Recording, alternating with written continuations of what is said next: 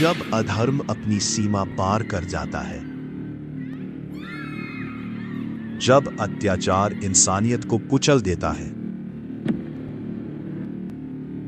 तब सृष्टि के पालनहार भगवान विष्णु पृथ्वी पर अवतार लेते हैं।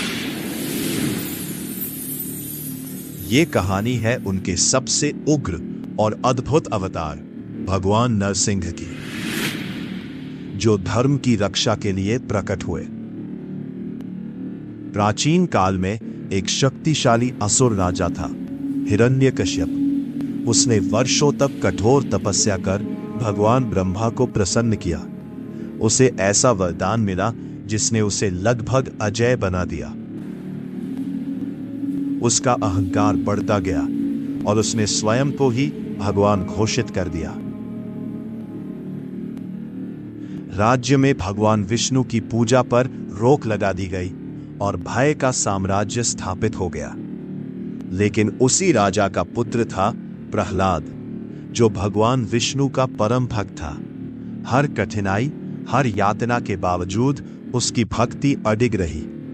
उसे मारने के कई प्रयास किए गए, आग, विष, ऊंचाई, लेकिन हर बार एक अदृश्य शक्ति उसकी रक्षा करती रही। यह भक्ति और अहंकार के बीच की लड़ाई थी। एक निर्णायक क्षण आया जब हिरण्यकश्यप ने क्रोध में सत्य को चुनौती दी। उसने ये जानना चाहा कि क्या भगवान वास्तव में हर जगह मौजूद है।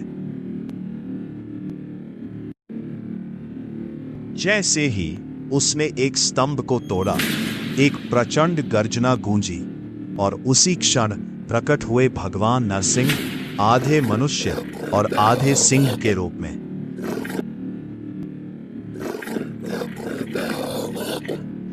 नरसिंह ने हिरण्यकश्यप को उस स्थिति में पकड़ा जहां उसके वरदान की कोई शर्त लागू नहीं होती थी।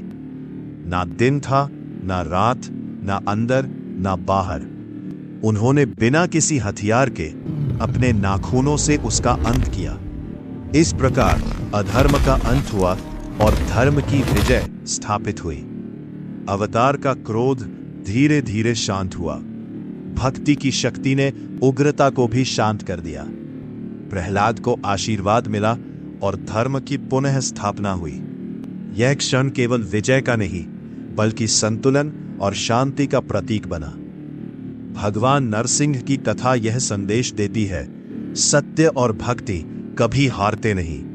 जब अन्याय अपनी सीमा पार करता है, तो ईश्वर स्वयं उसे समाप्त करने के लिए प्रकट होते हैं।